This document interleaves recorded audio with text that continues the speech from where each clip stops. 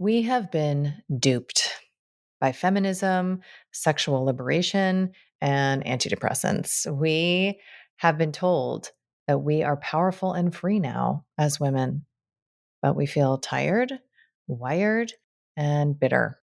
We're mostly eating right, exercising and meditating, wrangling to do lists, and arranging playdates.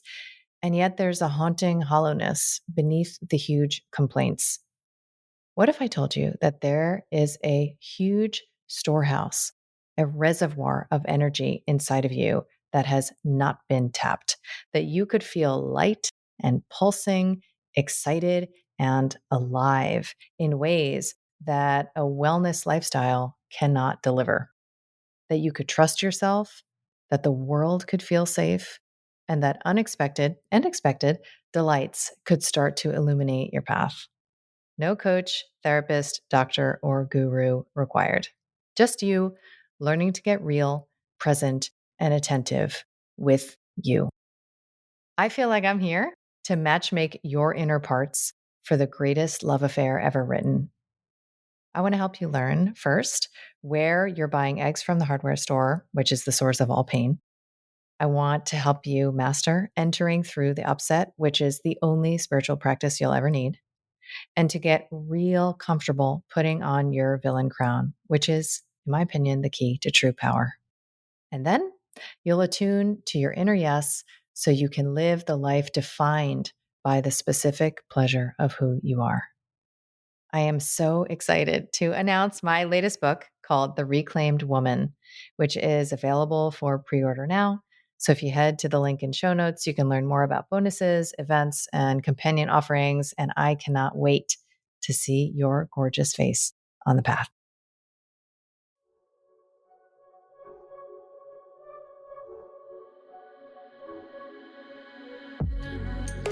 I'm Dr. Kelly Brogan.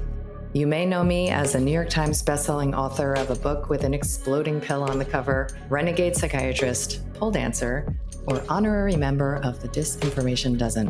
What can I say? I'm a born provocateur. I've spent most of my recent life exposing deceptions, connecting dots, and discovering the secret places my inner victim is still waiting to be liberated. And now I feel called to help you reclaim all of your parts, your health, your sexuality, your power, and your expression, so that you can finally truly own yourself. I want to ignite in you that inner knowing and the pulsing vitality that lives beneath your disempowerment, disconnection, and resentment, so that you can audaciously, courageously, and playfully alchemize your struggle into the specific pleasure of who you are. This is Reclamation Radio, a Soulfire production. The conversation that follows is from my Sovereignty series, Living Library, where you can find my most provocative discussions and my deepest effort to connect dots from homesteading to relationships to the shape of the earth and the nature of reality. You can purchase the ongoing series at kellybroganmd.com and at the link in show notes. Hi, and welcome back to Reclamation Radio. I am Dr. Kelly Brogan, and I am super jazzed for this episode because I feel like this is a culmination of many, many years of my work and the merger of so many advocacies, including health reclamation, man-woman relating, and Eros. And today I want to talk about childbirth. So if you've listened to my first episode, the 25 ways that I have become that which I have judged, you know that one of my greatest credentials is that I have inhabited many different sides of many different dialectic polarities. And childbirth and my perspectives on what childbirth is all about, and that includes, pregnancy and postpartum, even conception, have moved from antithetical poles over the course of my life experience. So I also recorded an episode on the trap of feminism. If you listen to that, you'll know that I was a card-carrying, righteous bitch feminist for many, many years of my life. And when I was in medical school, I was very, very excited, not only about specific injections that were available to support women, but also about, birth control in general. And I thought that if I ever have a baby, which I wasn't particularly interested in for most of my life, I would certainly have an elective C-section, because why would you ever needlessly expose yourself to discomfort? Like, that's just masochism, and that is probably some form of mental illness, right? So as my journey would have it, I became pregnant in my fellowship year when I was specializing in treating pregnant and postpartum women with psychotropic medication. And because there is a light side to every dark process, I learned through my expertise. I was one of the first 300 reproductive psychiatrists in the world.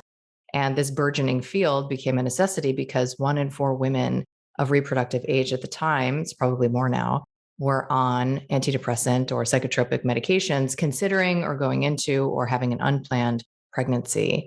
So I actually was trained to read the literature with scrutiny.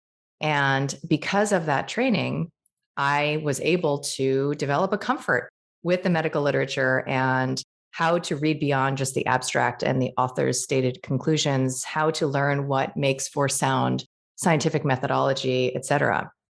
And so I actually approached not only my pregnancy, but childbirth through the lens of top tier science, right?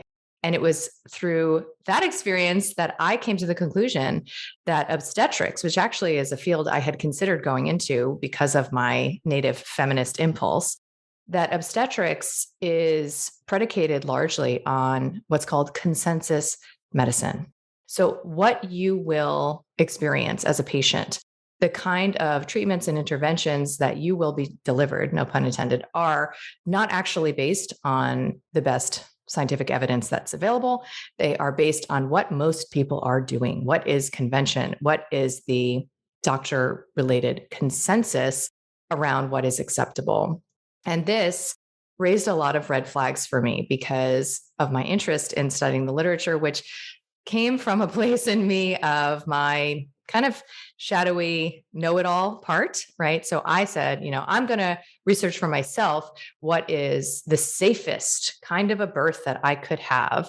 And I'm going to research every single intervention because I'm already comfortable researching. Well, that led me with my first pregnancy to have a natural birth. And I was literally still eating McDonald's at the time. So it's not like I was some like crunchy bohemian woman trying to like commune with her sisters in some orgasmic process of bringing forth life into the world, with the sage burning in the corner. That was absolutely not where I was. And I had a natural birth in a birthing center because I decided, based on the available literature, that that was actually the safest birth that I could have. And as my story goes, when I was diagnosed with Hashimoto's thyroiditis postpartum and was launched into this next chapter of my exploration, experience, and personal discovery, I came to appreciate that all of the avoidance of interventions that I was engaged in the birthing center was really unnecessary if I just changed the setting, right? So I had no interventions. I had a natural birth. And there was a vigilance that was required on the part of me and the father of my children. And we decided, again, based on the available literature, also based on the culture of holistic health that I was coming into because of my interest in resolving my own autoimmune condition, to have a home birth. And I remember when I was in labor at home, staring out the window and feeling this energy move through my body, feeling this intensity move through my body. And I remember feeling connected to every woman who has ever had this experience since the dawn of time and held in that fabric of feminine power. And that was my initiation to myself. The experience of that moment in the liminal space where I looked up at my midwife and I said, how much longer? I don't know if I can do it. Right. So that ego death and moving just moments deeper into the process to welcome my daughter into the world, into our arms, in my own living room was a reclamation, the order of which I am only now beginning to understand. And that is what I would like to highlight today. Not only why home birth is the natural extension of an investment in one's own health sovereignty, health freedom, and bodily appreciation, but also the implications for birth decisions on the man woman relationship and even on the erotic future that that couple may enjoy. And I just don't know a lot of people having this conversation. So I will be bringing on one of my best girlfriends in the entire world, Eyla Cuenca, who is a birthkeeper and one of my most important allies and sisters in this process of self-discovery and this exploration of what it is to be a woman. We also have so much fun together. So I am excited and also like a little nervous to have this conversation with her. It's always funny to talk to my closest, nearest, and dearest in this setting.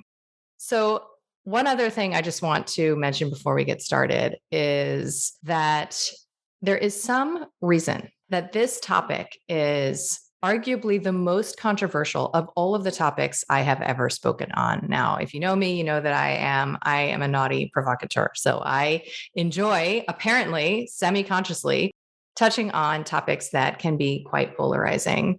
And when I wrote a blog, which I'll link to below, on home birth and my perspective on home birth from really this sort of evolved feminist viewpoint, I actually garnered death threats with aerial photos of my home. This was back in 2016. That has not occurred before or since. So there is some reason that this topic is the jugular. And we're going to talk about that today. So there was a quote that was part of the incendiary material from that blog, which is, "This is why saying no to pharmaceuticals is an act of feminism. Because every time you open that pill bottle, you are saying, nope, you don't got this to your body. And you are instilling a message of oppression by a system that says feeling anything is dangerous, when we know full well that feeling is where our feminine power lies." So that was the quote that really rubbed a lot of people wrong. And on some level, having been the kind of feminist that would feel affronted by this, I get it. I also know what is at stake. I also spent 10 years in clinical practice working with women who are socioculturally gaslit and personally gaslit, told that because they have a healthy baby, even that though they endured medical trauma during the birth experience, that they should feel well as they are, post-operatively caring for this child by themselves when their husband goes back to work. They should be fine. And if they don't, something is wrong with their brain chemistry. So the stakes are enormous, not only for women, for children, for men, for partnership, but literally for the reorientation around faith, trust, and curiosity when it comes to this human experience, and the relaxing of the reflexive fear that would otherwise drive control-based interactions with ourselves. So I'll start us off with the quote, right? So who knows, right, if these quotes are ever really true, but this is attributed to Dr. Hugh Hodge, who in 1938 reportedly said, "If females can be induced to believe that their sufferings will be diminished or shortened, and their lives and those of their offspring be safer in the hands of the profession, there will be no further difficulty in establishing the universal practice of obstetrics. All the prejudices of the most ignorant and nervous female, all the innate and acquired feeling of delicacy, so characteristic of the sex, will afford no obstacle to the employment of male practitioners." So, in case you did not know or think that medicalized birth is driven by a very strategic agenda, this may be some of the evidence. So, I want to explore what is our role today as women, as men.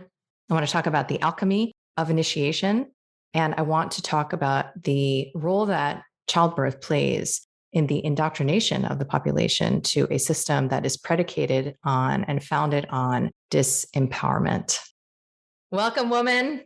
I gave like a little tee up, and also an acknowledgement that is always so funny for me to talk to women that I speak to every day and have intimate relationships with, to pretend like we're in this like a professional interview space. Like I just have to presence that. And you are the person that I want to have this conversation with, of all of the women I've interacted with over my career, when it comes to the conversation around birth and advocacies related to that. But the reason you are the person I want to have this particular conversation with is because you and I have been in a deep exploration over the past couple of years into polarity dynamics, man woman relating, erotic, reclamation, and where it is as women that we can take responsibility, get in our lanes, Right. and work with men to co-create experiences that we actually want. Right. Yeah. So like that span of topics from like, the health reclamation, aspects of birth when it comes to, like what a child's microbiota looks like when they're vaginally versus surgically born, is somehow also related to, what the erotic experience that a couple has in their parenting future. And we can look at it through the lens of what decisions are made when it comes to birth. So Yeah. I want to just sort of like orient a little bit, because there's so many, knowing you the way that I do, there are so many things you could be out in the world speaking on as an expert. I mean, you have deep wisdom, deep knowledge, and deep experience in many, many different arenas. And you have chosen to focus your time and energy and to bring your light to the world on this topic of specifically, antepartum, childbirth, postpartum support for not only women, but for couples. And so I'd love for you to just sort of like preface this with why that topic of all of them. Yeah. Well, thank you for that introduction. And I'm so happy to be here with you. It's really an honor, just to be in this glow with you and to be able to talk about this today, because I've been reflecting recently on why I do this, and I've been asked that question a lot. And really, when I experienced my own personal deep grief around losing a life, I recognized that every other relationship, every other field that I was participating in had something to do with this grief. Like I saw it all at once. It was this tapestry, right? And so when I experienced that personal loss, I said, oh, this is reflected in my relationship. This is reflected in the way that I eat. This is reflected in my health. This is reflected in my day-to-day routine and like how I relate to my family and my parents. And like, it was just this moment of recognizing that when I created something in my womb and when it became lost, or it appeared to be lost, everything else came into question. And that's when I saw like, oh, this is where I need to focus my energy. Because if we can harness this, if we can access the power of this alchemy that happens in the womb, we can then start to unbraid every other area of our life if we want to. And so that's how it all ties in for me. It was pinpointing at this moment of grief that I experienced, or this period of grief that I experienced in my own life. And that's where I saw that this was the place I wanted to spend some time. Yeah. So you saw that there is a choice point that then reverberates like throughout all of these dimensions in a woman's life. Absolutely. And I imagine you also recognized either at that point or shortly thereafter that it's not just about information. And that's why, you and I spend most of our time talking about, woundology and exploring like how it is that we can enter through our, trauma to find the little nuggets of gold inside. But that they're, when I first started on this path, I thought, well, here's what the science actually says. Sure. And therefore, that is what should occur. And sharing science, as we know now, is just sort of like a sport. It's not actually a means of inspiring people to make empowering decisions. So I wanted to structure what could be like a whole weekend workshop, this conversation, into like 3 or 4 specific myths. Yeah. I love me some myth busting. So I wanted to talk about some of the myths when it comes to hospital birth, when it comes to home birth, when it comes to, vaginal birth, even in a hospital versus surgical birth. And what happens when a woman conceives and she recognizes that there are, as you said, these choice points, these decisions that she is in a position to make. She recruits others in her life to support that decision making, which is part of what creates also this culture of belief in her world, right? And I want to talk about sort of like some of the unseen dimensions of those beliefs. Like, what does it imply? What is the subliminal messaging when you make one decision versus another? So I was like digging out some, I don't know, like little stats, right? Yeah. So if the first myth is that it's safer to give birth in a hospital, that's the sentence. It's safer to give birth in a hospital. Yeah. The implication is, right, like if you give birth at home, that you're kind of like taking maybe indulgent risks, right? But I want to talk about the fact that like we have gone from birthing 99% of babies at home. Mm-hmm. I pulled out like in 1920, let's say, Mm-hmm. to 99% of babies now born in the hospital. Right. And since 1950. And the section rate in that time has increased by 50% with no improvement in neonatal mortality. So we would look at neonatal mortality if we want to learn about safety, because we're thinking, oh, right, like a whole and healthy baby is how I know I did good as a woman. Sure. Right? Or as a man. And maternal mortality in the US has actually gone higher. So since the 40s. But do you find, and we'll talk about this, that women are even thinking about that? Right? Like, are they even thinking about their own safety, or is it really just this externalized, this like narcissistic extension, right? Like, I am a good person if I deliver a safe and healthy baby. So I want to talk about like that. I'll just say it's a misconception, right? Like that misconception that it is safer to give birth in a hospital. So you're making the point for mom and for baby. Like when you counsel people, how do you speak to them about, the actual facts, but then also, sort of their fear, which is that they are doing something reckless if they choose otherwise? Okay. So I'll preface this by saying that we will come back. I wanted to like bring this in at the end. I thought that we might, but really it's important maybe to bring it in now, that it all comes down to permission field, which we can we can bring back in, because what I see here is that a woman has actually afforded herself a very small permission field. And that's where the dynamic with her partner or whoever is participating in the field with her, whether it's her mother or her mother-in-law or whatever it is, there is a deep constriction. There's a power play happening with all of these people. And it's really not about what the mother wants. And it's just like you said, she's really coming in like a sacrificial lamb and saying, well, I'm going to do what's best and what's safest for the baby and what appeases everybody else who's watching. It's the bottom line, really. Right. And so she'll say, the most common thing I hear is, I contacted you because I really want a natural birth and I'm thinking of home birth, but not for the first one. We'll do it for the second one once we can like kind of see what this is all about. I'm like, okay.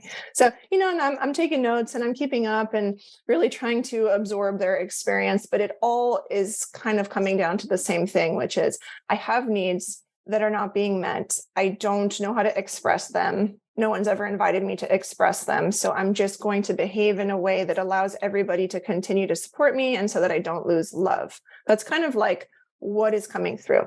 And then we get into what is existing in the field of myths, and it's like, well, my friend, she had an emergency C-section, and it was in the hospital and thank God she was there, right? Because then they were able to do this. And so then I ask a little bit about the friend, well, what was her experience like? And did she have an epidural? Was she induced? And 99.9% of the time, like I can trace why the C-section happened and why the emergency happened, and this is the trauma field that everyone is just kind of like bouncing around in, is in the myths, the sea of myths. Oh, the baby's umbilical cord was wrapped around the neck. And so what if that happens at a home birth? How could we ever fix that? The baby needs neonatal resuscitation. So when they come to me, it's a matter of like trying to do as much reorganizing of those myths and the myth busting, as I can in like 90 minutes or 60 minutes or 30 minutes. But it really comes down to that. It's just misinformation and like a bunch of people ping-ponging medical facts back and forth, statistics, trauma stories getting ping-ponged back and forth, and then this desire to please in order to keep love. That's really like where the women are coming from when they approach me. And so there's a journey we can go on, and we do often go on this journey. And it's really about helping them or guiding them back to their knowing that they are safer where they can express their needs. And so we start to identify where that place is and who's there and what does it look like and what does it smell like and what does it feel like. And I mean, we get down to the nitty-gritty detailed design to like the more macro experience, and she really starts to paint this picture. And it's paired with myth busting. It has to be, because some women feel like they have to be able to quantify this in this more kind of evidence-based scientific realm.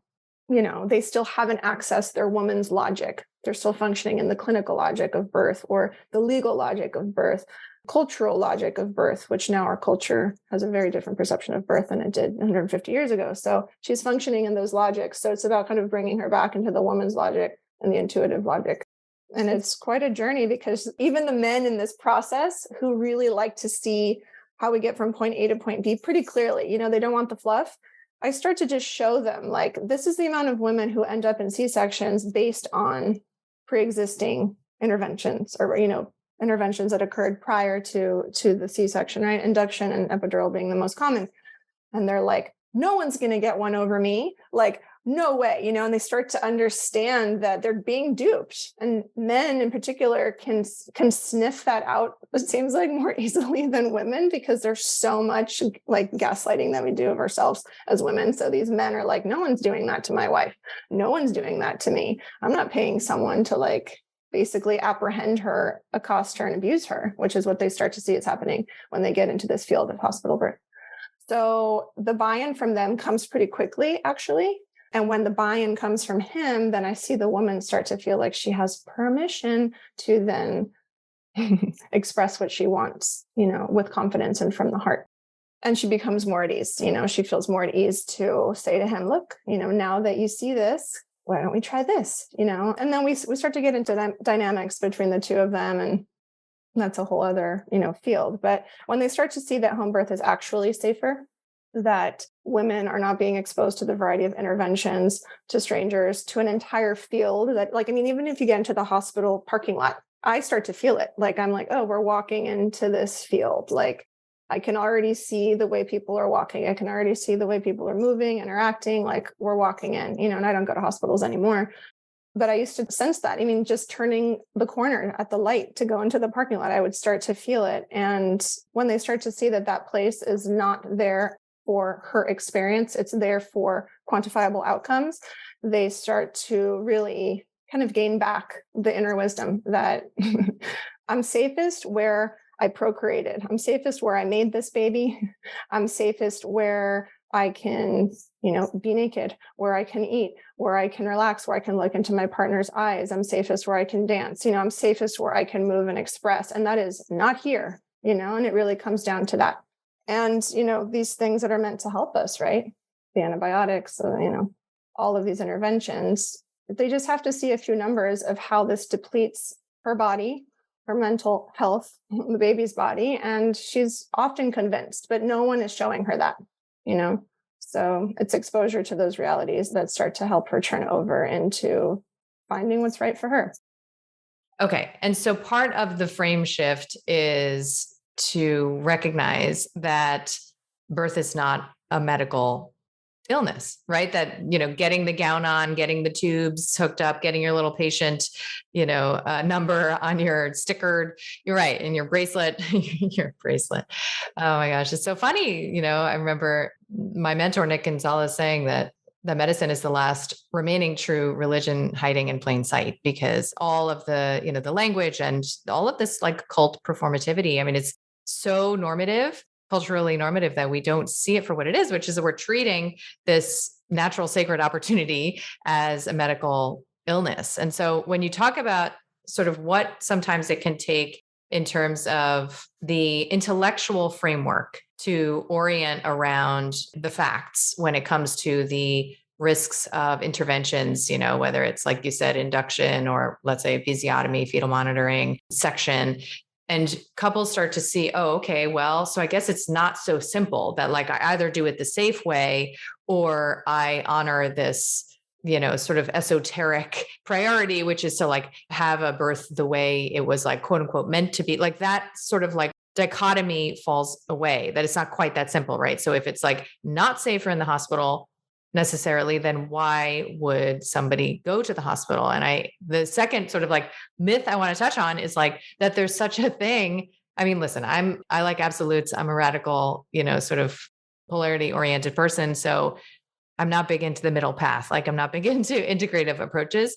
And this is what I find, and I'm sure you do too, that often people want to ride the divider. Is that the saying? Whatever. They want to sort of like walk down the middle and take the best of both worlds, which is to have their birth plan like tattooed on their chest, and like walk in there all vigilant and make sure, that these things don't happen, but still enjoy the emergency protocols available like through a hospital. And I know that, as a doula, you have, I mean, I remember saying to you, like, I just don't know how you do it. Like you have a lot of capacity and experience holding space for people who are in that middle space of sort of like best of both worlds. Like we're going to try to have the natural birth in the hospital kind of a thing. And so I wonder, like what you think about whether or not there is such a thing. Like, is there such a thing? Because you're talking about the field of this place, the energetic field of this hospital. Like, do you enter that field and are you subsumed by it? Or can you sort of like hold your own, have a sovereign experience in the hallowed halls of the cult? Is that possible? The simple answer is no. There is no middle path when it comes to birth. Because when you enter into that field in the hospital, you're entering into a field of meritocracy. It's almost like a video game where you do certain things and then you receive a cookie. You receive certain treatment from the nurse or from the staff. And if you're a good girl and you accept the IV and you let them give you the fluids and like anoint you or whatever it is, then you're going to get to the next level and they're going to continue to like keep you under their wing. So if you're looking for that comfort, you have to play by the rules. But if you go in there and you're like, here's my birth plan. No, no, no, no, no. You're not touching me there. You're not doing this. I refuse all care. It's like, why are you here? Why are you there? Yes. So I say to my clients who come, I mean, a lot of women do come to me with that approach. I want a doula and my husband's taking this class and I have my birth plan and no one is touching me or my baby. And then I'm like, okay, why are we going to a hospital? Well, in case anything happens, we just want to be there because what if? And I'm like, what if what? What? Like, what are the what ifs? Let's just go to the what ifs first, and then let's see if we can get rid of them, and then maybe we'll be good, and we can move in a different direction. And often these women have no clue what the what ifs even are. It's just an existential fear crisis that they're in. Probably from, like, again, the psycho terror of the stories that they exchange with their girlfriends, over a latte. It's like, oh, well, did you hear what happened to so-and-so? And it's because of this. And thank God, so we go back to that whole thing. So if we can access what the real fears are, which when we start to peel it back, we do this deepest fear inventory around what could really happen. And once we get past that surface layer, we go deeper into the most common one is, I just don't want to feel alone. And so what's afforded to a woman in the hospital setting is that she believes she'll never feel alone there, right? There's these kind of like, maybe matronly type of this archetype that can support her in the process. Maybe her mother has been absent. Maybe there's a wound there. And so she's searching for that female support. Maybe that's one dimension of this. Whereas at home, she might feel like, well, how do I get that? How do I get all these people coming to my rescue? I only ever received love as a child when I was sick. So if I put myself in a situation where I'm, hooked up and tied down and, everybody will be there and they'll say, what do you need, Sally? And so it's like, there's that to explore. And so, no, I would say it's kind of like your amazing phrase, eggs at the hardware store. Why are we looking for eggs at the hardware store? That's what's happening here. We go in with this plan and we say, well, they're going to change. They're going to listen to me. And it's like, why bother? Just go somewhere where everyone actually does support you. Why do you need to go into a space where you have to prove to yourself that everyone disappoints you? That's another dimension of this, right? Is like the woman who is self-sufficient, who has to do everything herself because everyone else disappoints and they can't hack it, right? The survivor. She goes into the hospital setting where she will be proven right that everyone else is incompetent and insufficient. Right. And that just, corroborates her story. And she ends up in a traumatic birth and says, see, no one could do it. No one could support me. I was right. Here I go again on my own. What's that classic rock song? It's like, here I go again on my own. And so there are so many dimensions of why a woman would choose to get her eggs at the hardware store, have her natural birth at the hospital, right? It's because there's a corroboration of a story that she needs, and she's not even aware of that story. So sometimes we can access it and we can reorient. And that kind of takes me into this other thing where, okay, I'm rejecting hospital birth, so I'm doing a free birth where no one is around, like no one from the system, no midwife is going to be here, no doula is going to be here. It's just me and my husband. This is how it's always been done. And for me, that's the same flavor of being in this Mm, highly medicalized, high intervention setting, because there's a belief that you can't be supported fully and that you're actually not worthy of support. And that energy of rejecting support is just the same other side of the same coin in a hospital setting. And that's why I see so many women transfer from free birth settings into hospitals last minute. They feel totally disappointed and they feel traumatized. Like, I did everything I could. I was at home with my husband. We labored naturally. And then, like, I still ended up transferring because of XYZ. And I'm like, well, why didn't you have a midwife? Well, because she's part of the system. Like, she's captured. She's going to do this. She's going to, do. And I'm like, would she really? Or did you just not do sufficient research to find someone who's just there to support you? Because those people exist. right, And right. historically, women were not birthing alone. And they probably weren't birthing with their man either, right? Like when in human history would that have occurred versus like women with other women? Women were never Right. birthing with their men. Men were, let's just put a really simple picture in front of us right now. Women were in a hut, let's say, with 5 other women, and there was always one woman who had the knowledge and the wisdom passed down generationally, who could be known as the medicine woman or the midwife, let's say. And she was just there holding space to direct. And then there were the other women who in the village or in the tribe were supporting her. And the men were outside making sure that provisions were sufficient and protecting the perimeter of the village. Men were never there catching babies, doing like the hip squeezes and all that stuff. We went into that, I would say, like 1950s, 1960s. Really, Dr. Bradley was the one who brought the husband into the delivery room because he saw that women were being systematically abused by Right, right. hospital staff. And this was the only way to find a gatekeeper that was going to advocate for the woman.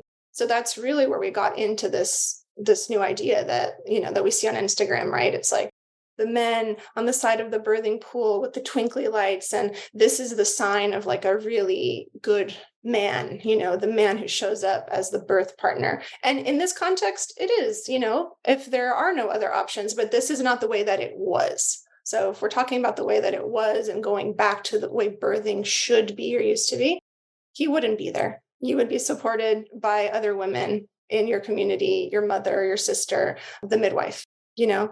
So there is no middle ground, and there is no birthing at home with a bunch of the accoutrement that women want, right? Like they'll say, I want a midwife, but what does she bring with her? Does she have nitrous oxide? Could she give me a little something for the pain? So there's also that, like women wanting to birth at home, but still not really letting go, and not surrendering to this process and having kind of like one foot in the system, like women who will kind of like cheat, I call it. They'll hire a midwife and then they'll have an OB kind of on call who they go to see from time to time, just so that they can feel that security that like, okay, the midwife is like the cool, natural thing that I'm doing, but I still need the test results. I still need the ultrasound. I Right. still need the man in the coat to tell me that like, this is okay. And that kind of duality creates so much conflict, so much turmoil within the woman's system and in her process, and I've seen labor stall because a woman is like, I don't know, should we go to the hospital? Like, should we call the OB? And the midwife is like, wait a minute, like, we're here at home. Like, what's going on? Like, what do you mean you hired an OB? And then there's like this secret life that comes out. So yeah, there is no middle ground. There's a decision to be made and to commit to Yes. wherever it is that you want to be with full honesty, with yourself and with the process, because the goal is to surrender. And when we're in this duality, we're not surrendering to either thing. We're holding on tightly, with so much control. And that presents its own slew of issues when it comes to the actual birthing process. It's amazing, to listen to this and recognize what an opportunity for integrity, this represents, right? Because when you are in that inner tension, that inner split, Yeah. all of that is a part of what you bring to the table, and then manifests in these complex, birth experiences where there's actually, these traumas that are induced that seem to have come from the outside. So how can you get clear? How can you decide, do I believe the body has innate wisdom, that this is a part of my, initiatory process to myself as a woman, that there is nothing that I need apart from the allowing of this energy to move through me, and the support for me to offer that, to my child, to my own body, is just my own permission field, right? And the permission field that's offered me. Or do I believe that like scary bad things happen through this thing I call a body, and that I need in the victim triangle, right? Like I need a rescuer. I need somebody who knows better than me. I need somebody who can tell me what's going on in my vagina by putting his hands in there, right? Like, and I also need someone to blame in that triangle, yes, right? yes. Yeah. No, I mean, you and I, we talk a lot about and have explored BDSM and the kinks, because the psychological dimensions of BDSM and the way that we have these habits of acting out in our lives, things that we don't yet know we can bring into the bedroom, are like, think about like the woman who says like, I don't want any testing, right? Like, I don't believe in testing. I don't want GBS testing. I don't want nothing. And then she's working with somebody who's in the system enough where that's actually like a systematized requirement. Right. And yet she's going to, in this defiant way, like educate that provider about like why she doesn't want it. Right. And when you're in that culture, when you're choosing to subscribe to a culture that fundamentally does not share your belief system, but you insist that they change in order for you to feel comfortable, you're in a kink, right? Like you're in this thing where you feel these like little hits of power in defiance. Right. Yeah. And yeah, it's fascinating to see how these must play out when we are not yet ready to fully align with what it is that we want. And I think, like how often do you see this? It's like archetypal, right? It's like moving beyond the pale. This fear that if I do this fringe thing, because if it's like 1% of the population is doing this, it's a fringe thing. Okay. If I do this fringe thing and it goes wrong and I'm exposed in the eyes of those around me for having done a wrong thing that not only involves me, but now also this baby and impacts, my partner, then I will be what? Exiled, cast aside, burned at the stake. Like these are deep archetypal fears that are brought up by, aligning with the less trodden path and risking that it might not look good, right? But isn't this the nature of the hero or heroine's journey? It's like you take that risk for yourself, right? Yeah. I mean, this is an opportunity for a woman's initiation and for the man's initiation as well. And I have had multiple clients over the years who will tell their entire family and community they're birthing at a, hospital A with Dr. B. And they're actually doing a home birth and nobody knows. And they're only going to tell everyone they did the home birth if it goes well. But if they transfer it, everyone will just think they were at the hospital all along. Like Wow. people do that. A couple will collude with one another and do this plan because there is such a deep fear of being ostracized, not only from their family, but like the community they're in, whether it's a religious community or what have you. They do not want to lose the love again, and they don't want to be the outcasts.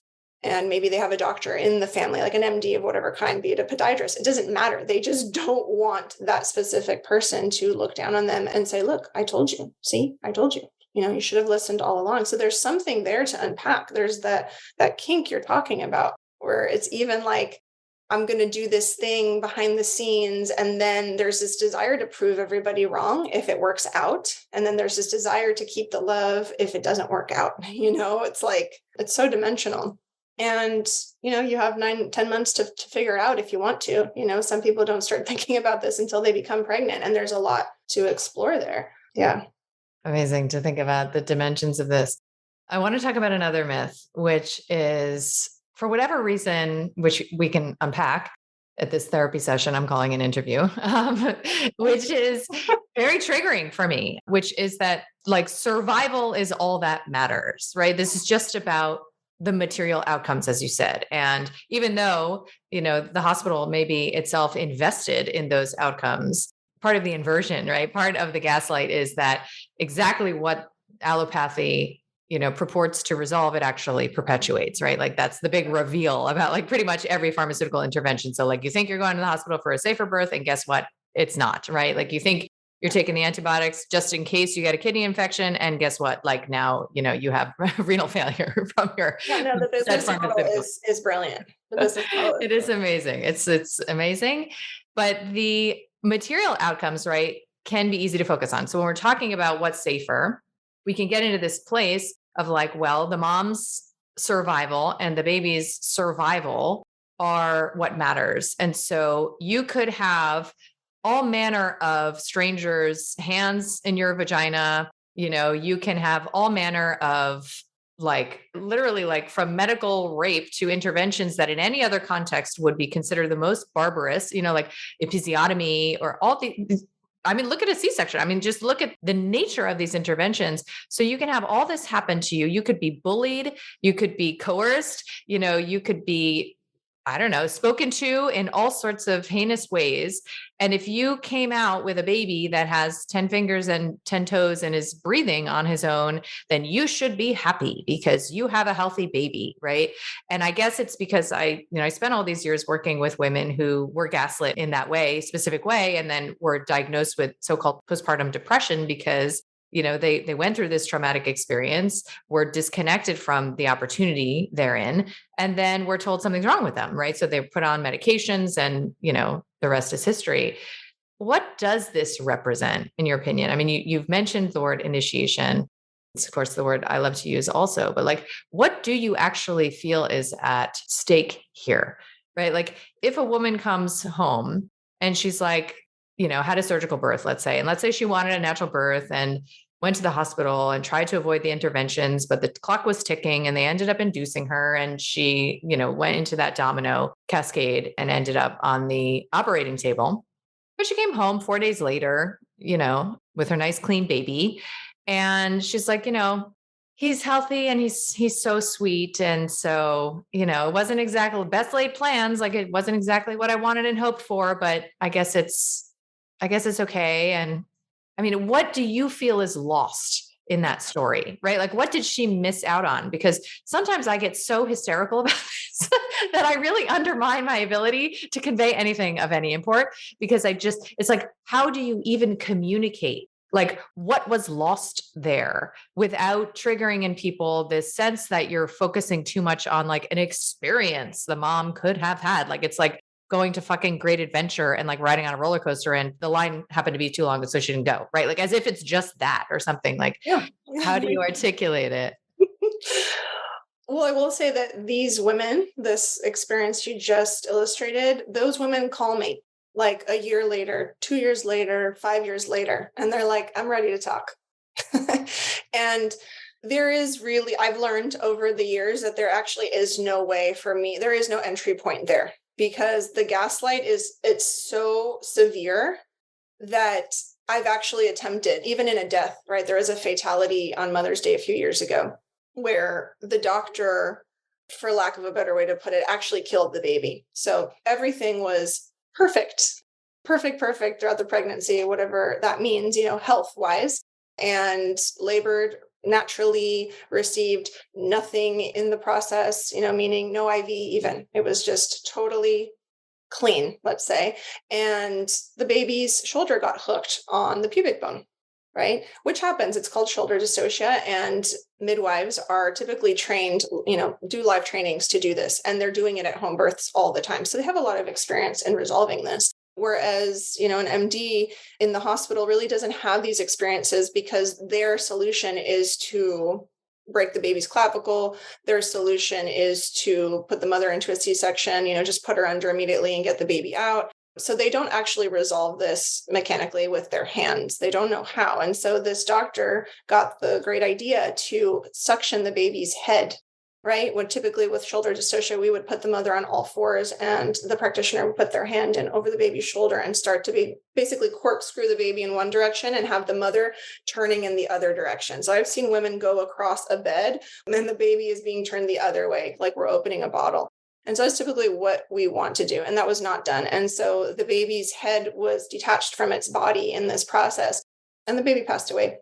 And so after the fact, the female doctor, which by the way, I have a little riff on like the insanity that is a female obstetrician.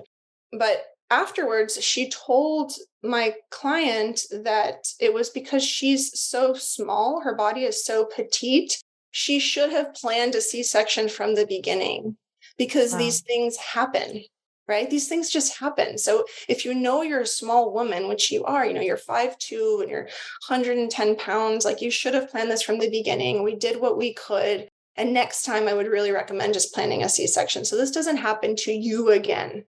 And so, what could I do with that? I went to her house for the postpartum visit, and I was like, I was ready to file a suit. I had already talked to attorneys, like not on their behalf, like on my own volition. Wow. I was like, I had spent 48 hours researching everything that I could, and they had a case and there were witnesses.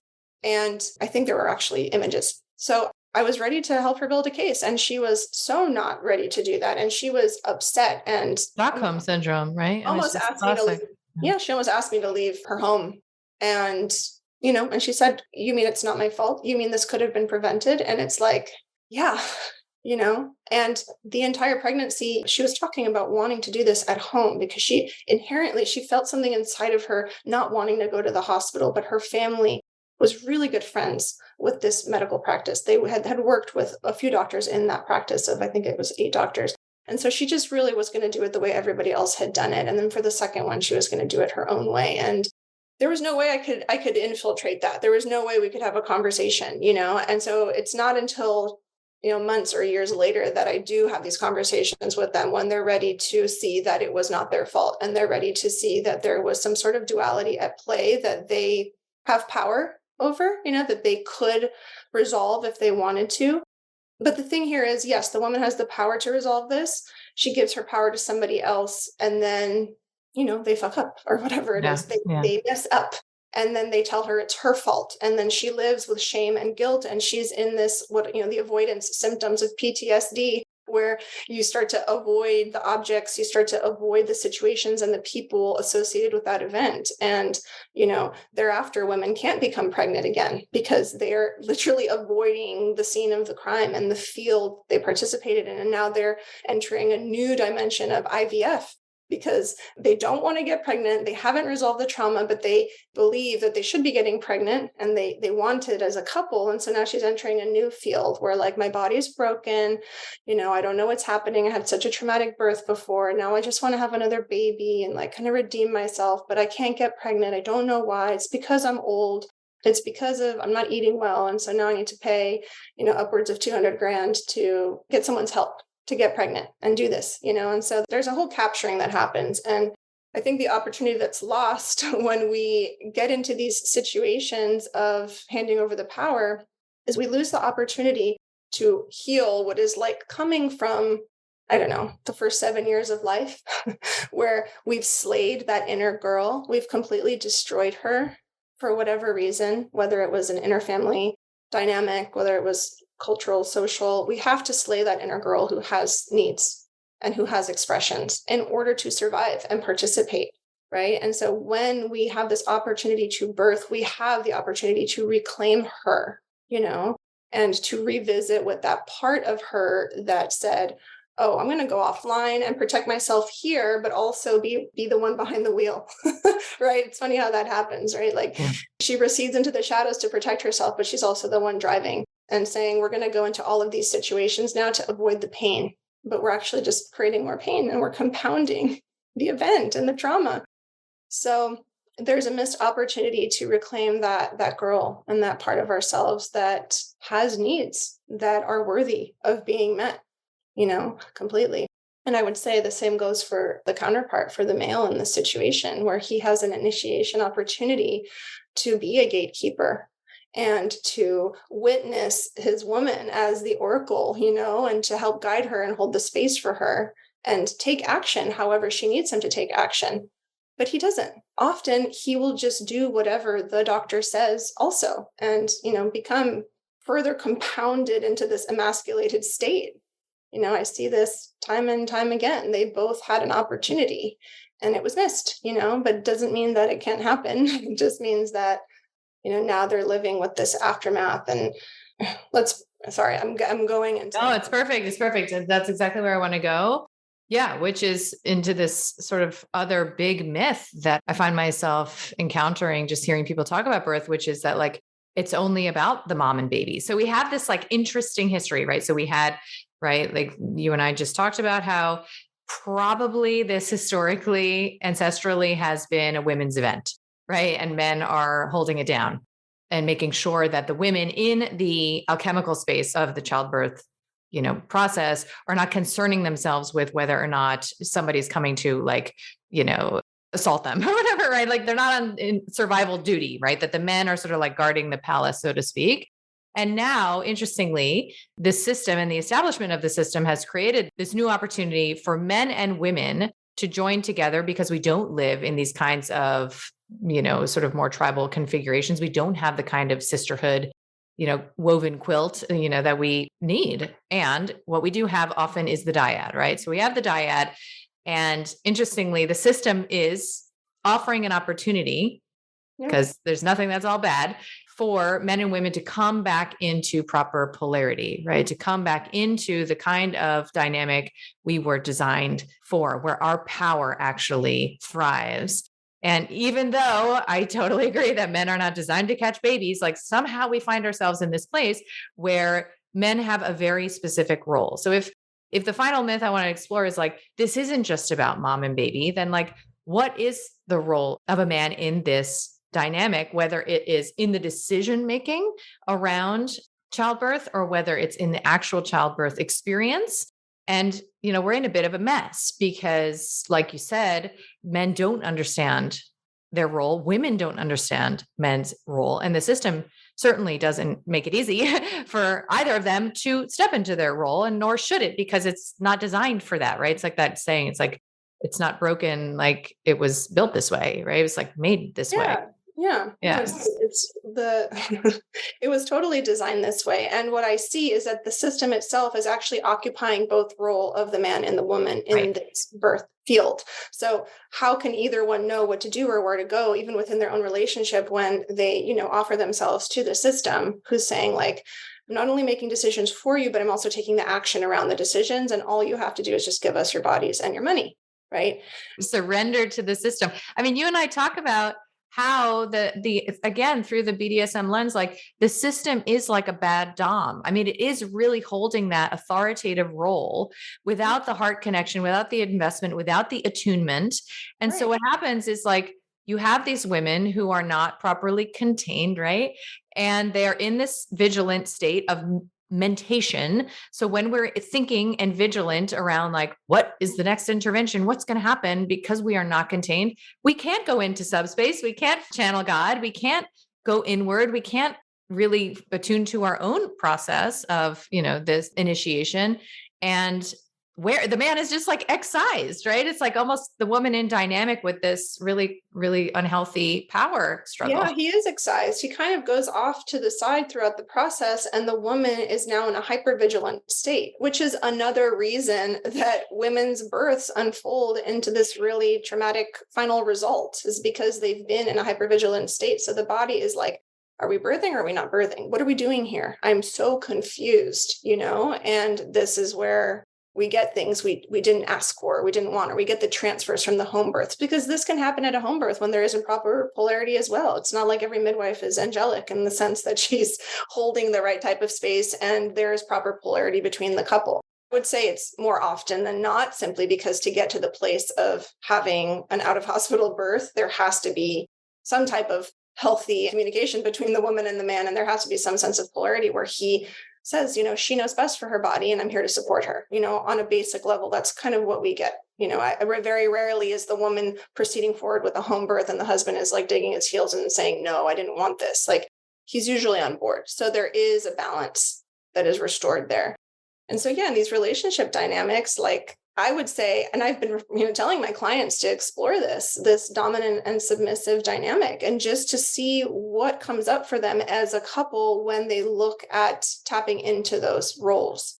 What comes up when you let him, when you ask for a certain type of massage and you give him the conditions for massaging your hand, what does he do with that information and how does he hold that space for you? So I give them very basic exercises where the woman has an opportunity to be very clear about what doesn't feel good and what does feel good. And then he has the opportunity to deliver and to create that beautiful containment sandwich, right? Where he will look at her, ground her, and practice that, penetrate her by giving her just this touch that she's been specific about, and then closing that out and giving her the containment, letting her know the space is closed, right? So we do very basic exercises like that, and they get a taste of the possibility that exists in their pregnancy and their birth, and even in their parenting journey, and even like in the erotic dimension of their relationship. And some women have broken down in tears when doing this hand massage that comes from Betty Martin's work, because they say, no one's ever actually asked me how I want my hand touched. He's never asked me. He didn't even know that he could ask me. That we've never slowed down this much. And just having that awareness is like, for them.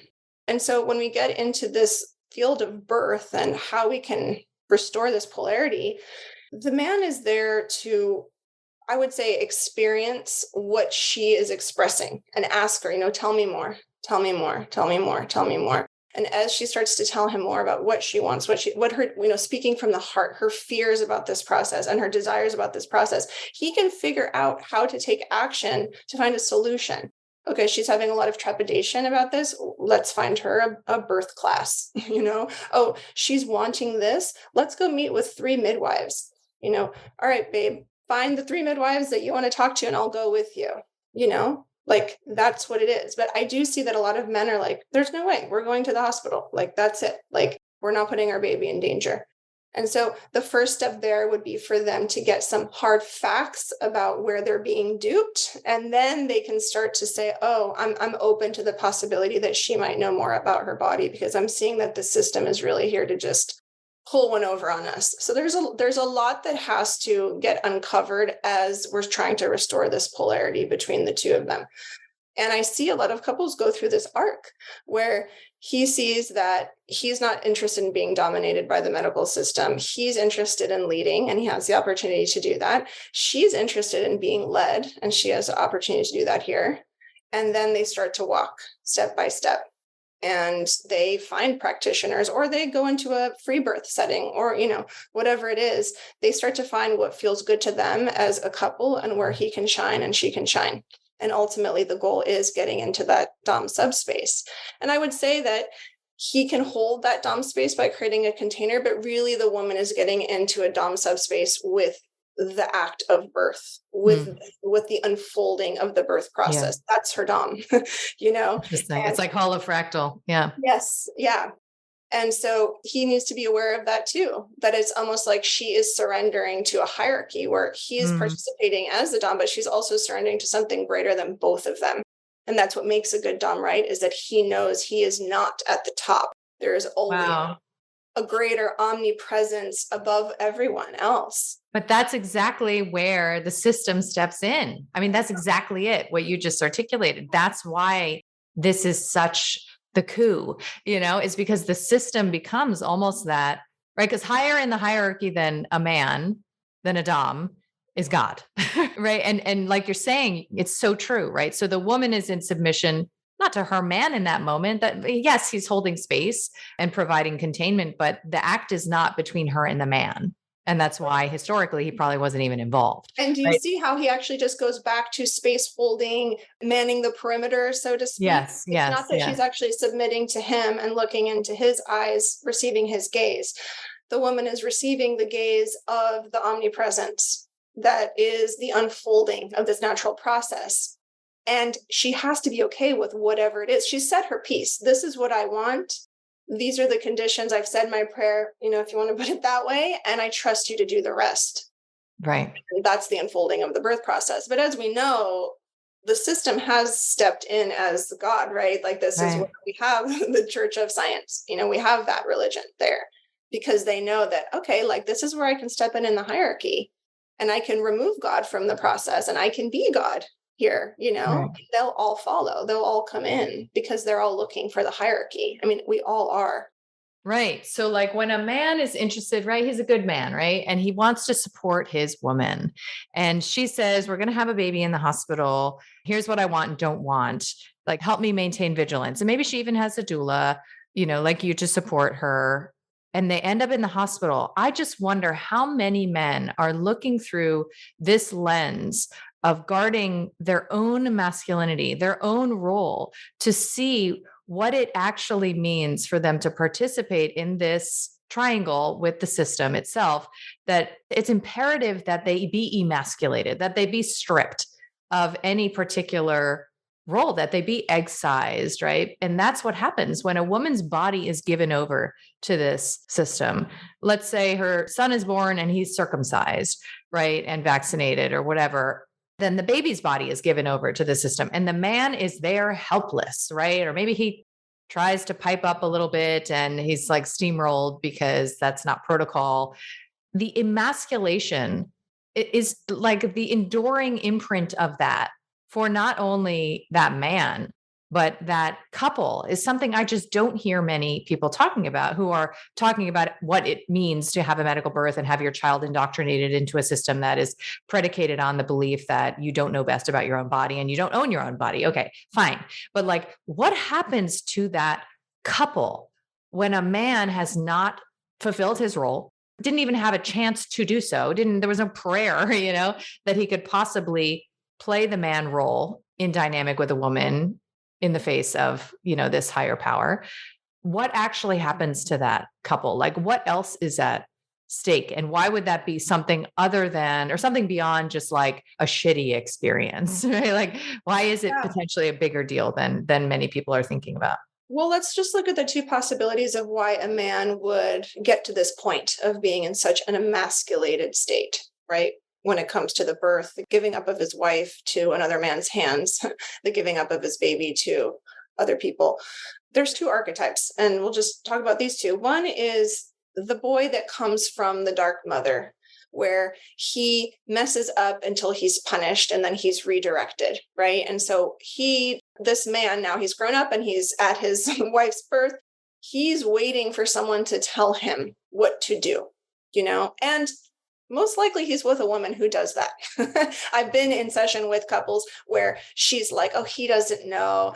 I'm a birthing goddess and I've done so much work and research and I've been doing this breath work and I here and there. And, he's just kind of like skittish about it. And so already she's emasculating him day to day. And that's, a greater dynamic at play. And so I see that come through in the birth space. And so he doesn't stand a chance in the hospital setting. And then I see the other type of man who already was worshiping the system and was already worshiping science as his God. And so it doesn't matter what his wife wants or what the baby should be getting, like what is more humane, right? It's about what is safest and what does the church want, the Church of Science want us to do, because there's a dogma there. And we have to follow it, right? We have to follow the routine vaccinations. We have to follow the circumcision, because if we don't, then he's going to be, he's going to be rife with chronic infection for the rest of his life. And whatever we're doing everything that the system's telling us to do. So, honey, you need to submit to this. You need to submit to my God, because he doesn't really believe that they are creating their own Eros, that what they create together becomes their God. He doesn't understand that. So those are the two types that I most often see. And what happens postpartum, once the baby is born and the woman is in this glossed over state where she's like, I have a healthy baby and I'm alive and like, we're good. Everyone's telling me I should get over it. Even NIH says that within 1 to 6 months, a person should be done with their trauma.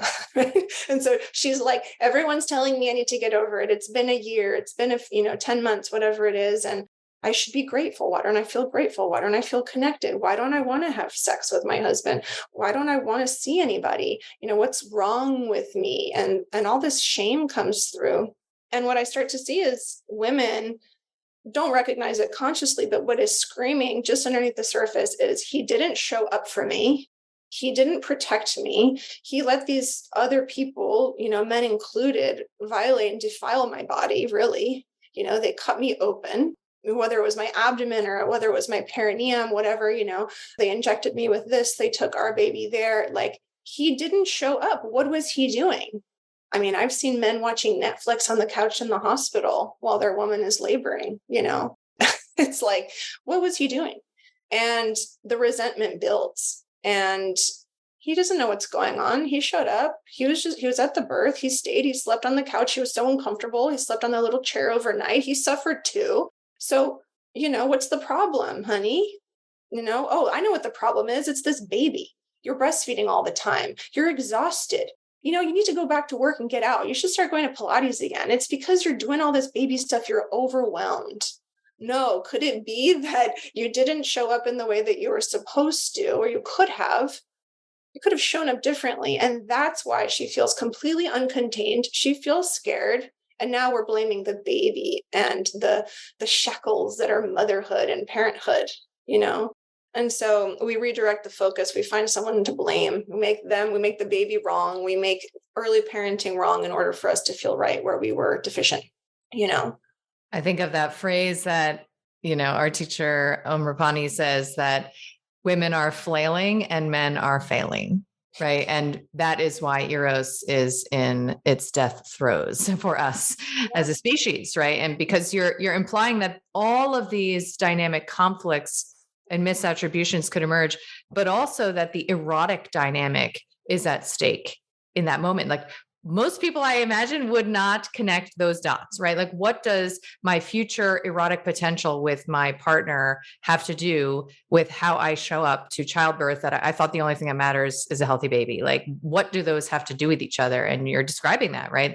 That when he is not aware, which is obviously why we're having this conversation, to do our part, to bring awareness.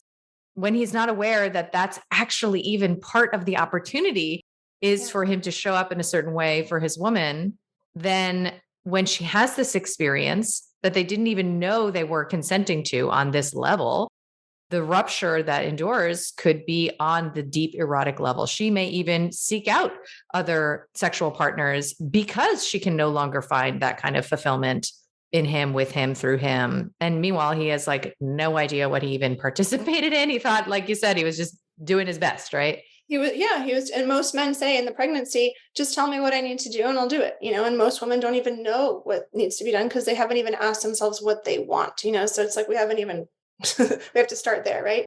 And what I see happen is that women end up fantasizing about another type of life after the birth, right? Another type of partner. And the other dimension of that is that when a woman experiences sexual violation, which is what the body registers the birth as, because there were multiple hands inside of her. There were, even if she didn't feel the episiotomy because she was numbed with lidocaine, the body felt the episiotomy, the body was violated. So she's in a post-sexual trauma state. And that in of itself creates conditions for her to not even want penetration energetically or physically from anyone again, and she's not even aware of that because she is a healthy baby and she's alive. What more could she want, right? Is what people lead her to believe. You got everything you wanted. Yes, it didn't go that way, but look, you're fine. What do you mean sexual trauma? You weren't raped. That's what people say to these women. I've even heard certain doulas talk this way, where it's just like, what do you mean? She wasn't violated. Like, they did everything they could to get the baby out. They had to do that to her. And I'm like, they only had to do that because she was there in the first place. It's all designed this way. Right, right. And if we can dismantle the dynamic between the Eros, between the man and the woman, they're not united, right? They lose their unity, which means they lose their power, which means they're more susceptible to the greater manipulation that is this, this system that we're playing in every day. Exactly. I feel for men because I haven't often thought of their perspective. Obviously, as a practitioner who's only ever worked with women, I've just not really considered how it is that they really shouldn't know much. Like you said, oh, tell me what to do. Of course, that's kind of makes sense. That's not really their role to guide and direct and lead in the birth process. Yet somehow we've created these conditions where their role is specifically to guard that space. And so I want to ask one final question, which actually I'm just curious how you're thinking about this, because we've talked about so much of this that I just love this conversation. It's so rich and deep. And if it is a woman's responsibility to align with her own feminine power and to do whatever, sort of resolving of cognitive dissonance is necessary for her to understand that having a natural birth is her initiation to her own wildness, to herself, then she tells her man that, and it's his job to make sure that shit goes down, no matter what, right? But what happens if she is not fully awakened to that. And he is. Like, I didn't normally see that dynamic, right? So what happens if he knows how his son should come into the world and she is scared and wants to have a hospital birth? Do you think that's symptomatic of the dynamic where fundamentally she doesn't already feel safe with him and trust him, and that's why, she's not going to take his lead to say, it's probably best that we have this baby at home? Or is there something that can be alchemized in that space where when the man knows better, so to speak, he can guide and lead in this arena, which normally I think historically has probably never been a man's role? It's like, wow, we've created some very interesting scenarios as humans We've here. created some very interesting scenarios. We've created a lot of scenarios that set people up for like severe failure. Yeah. Yeah. And so in this situation, we have to define safety, right? Because I do believe that this is symptomatic of the relationship prior to the pregnancy. However, if we're looking at safety and he says, you're safer and the baby is safer, we're safer as a family outside of the hospital, like, I need you to see this, or I would like you to see this. She doesn't trust him inherently. Like, it's revealed that she doesn't trust him. When he's saying this is about safety, she doesn't trust that he might know something. And, just to even humor him and go to the class or do the research, if she's resistant to that, she just doesn't trust the guy. And that's a whole other thing. If she knows in her body, right, like, okay, because she's choosing the hospital because there is fear around surrendering, there is fear around this process. She doesn't trust this process. And then there's a woman who wants to birth at home because she trusts this process and she knows that she's safer there. And the husband is the one with the resistance and he's having fear and he's worshiping this church of science, right? Like, he's not trusting that she knows what is safest in that direction either. And it's not about submitting to her. It's about creating the conditions for her to surrender and be in safety. So everyone has to get on the same page about safety. And people who believe the hospital is safer, I'm sorry, but they are actually functioning from a place of deep fear and ignorance because they don't actually know what's going on. They don't actually know that it's the lion's den. Yeah. It's like, so if we can really get on the same page about what safety is, there will be that man who knows. I've gotten clients like that, where he'll say, like, I've tried to show her, but she doesn't even want to look. Like, she doesn't even want to turn her head in that direction for just a few moments to see that, like, there's side effects from the epidural. Like, she could have nerve damage. Like, I just want her to know that, like, she could just try this without the drugs, like sending her numbers and stats on fentanyl, and like, she's just not seeing it. And, there's something there where, oh gosh, it's so convoluted, but I really do think that there's an opportunity here for the woman and the man to explore their dom sub dynamic. And sometimes the woman can assume this dominant role. It's not always about the man being the dom. There are scenarios where the woman is actually more wise and inclined to lead the way as someone who's intuitive and who is the oracle, and who can see a little bit beyond what he can see in his more myopic, really clear vision. She has this more radial view of possibilities sometimes. And so if he can say, I trust you in this scenario, I trust that you know what's best for our family, how can I help you get there? Like, that's where the dance is, because we're on the sliding scale of polarity. It's not about being fixed in the two poles all the time, although I do believe that the man is more inclined to be in one of the poles more often because of his biology. There are opportunities for them to slide and to go like this, and for him to say, I see that you know what's best for us, and I'm just going to help you get there, and some men can take the call and answer the call, and, Right. and some don't, Right. So you are in the trenches of feminine initiation. It's like literally what you do for a living is, guide women through this liminal space and into contact, with their own power. And it's probably no small part in why you are on my speed dial as a girlfriend, because you have such a powerful energy that you bring to bear when it comes to just like embracing raw human experience, and I wonder what you think it's going to take for us to reclaim this initiatory right for women. I think it's really the only one we were ever given that was built in And, of course, I've seen it, and you have through other, through divorce and through coming off of antidepressants. And of course, there are many other crises that can catapult you into contact with your soul and call you to your path. As a birthkeeper, like, what do you think in the last minute that we have together? What do you think it's going to take, to reclaim this?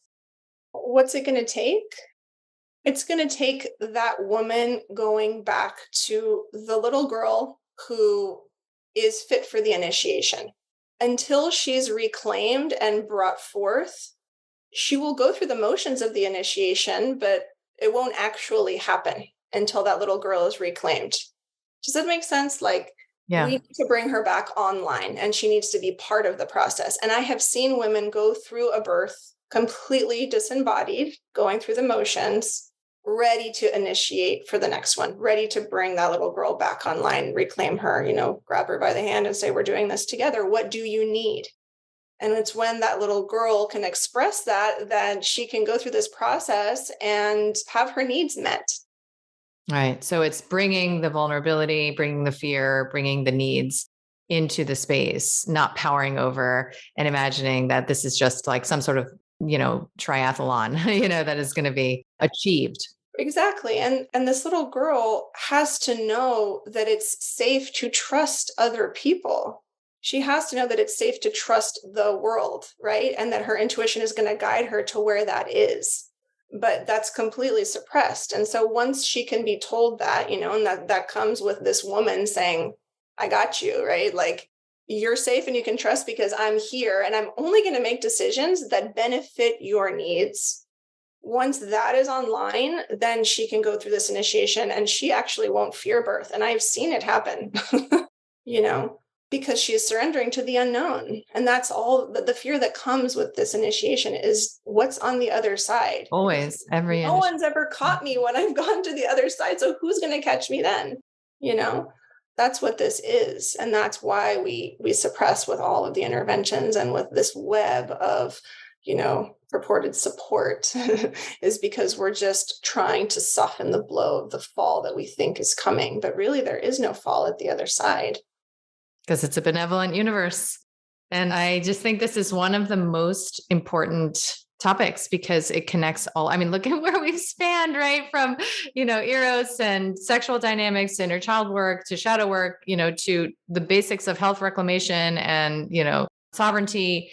This is at the crux. And I feel safer in the world because you are speaking to this, like you personally. And I really enjoyed this conversation. I got so much out of this conversation. And I literally have been talking to you all morning and we'll probably talk to you in 10 minutes. I was like, wow, we should have just gone to lunch and had this conversation. It's important, right? Like even for us to focus our energy on it and try to, as you say, like unbraid so many of the elements here, because there's beautiful complexity represented in this crisis that we are all in the midst of. Men, women, children, our population.